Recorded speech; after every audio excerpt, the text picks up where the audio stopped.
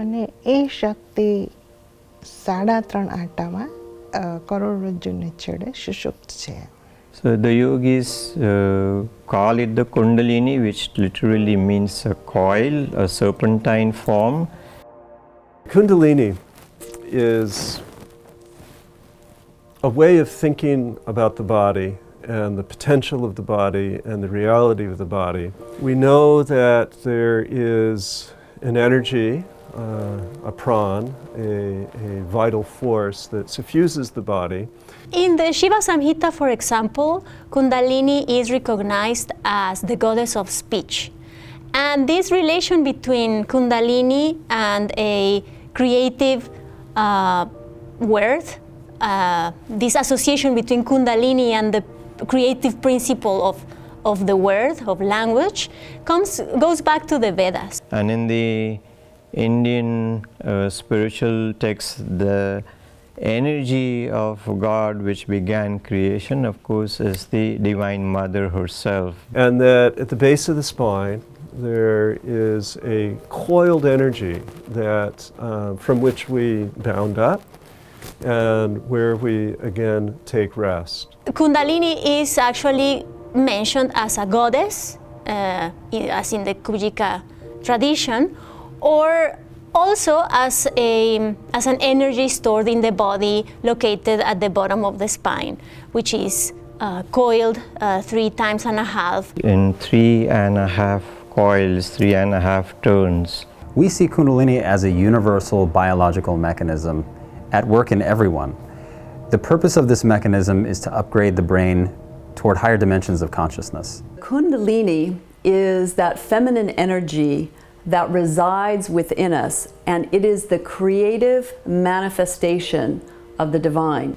So mitochondria and Kundalini. You've got mitochondria within you. It acts as the energy of the cell. It looks like a lightning bolt. So mitochondria literally are the feminine energy, and it comes from the female line.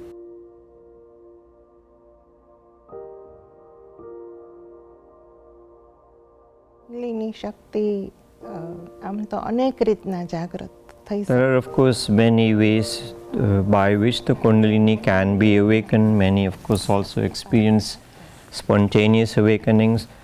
But in Kundalini Mahayoga, in our path and lineage, the key function or the key technology, so to say, of awakening the Kundalini is through what is known as the process of Shaktipat. In most of the Hatha Yoga texts that I'm acquainted with, the awakening of the Kundalini is the effect of a particular way of manipulating prana.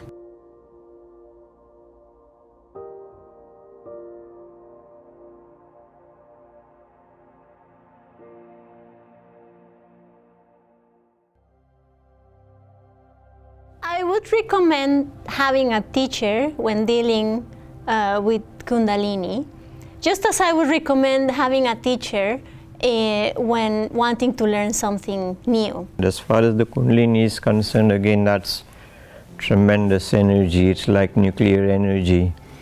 You know, we want to learn even some physical sciences. You know, you want to do anything electrical in your home, you cannot fiddle around with live wires. You better call an electrician. In India, from time immemorial, there have been heroes. There have been spiritual heroes, including the 7 rishis who composed the Rig Veda.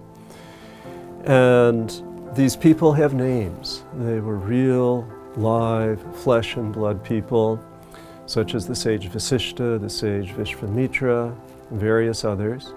And then throughout Indian history, we have spiritual heroes such as Siddhartha Gautama, who became known as the Buddha, Lord Mahavira, also known as the 24th great teacher or Tirthankara of the Jain tradition.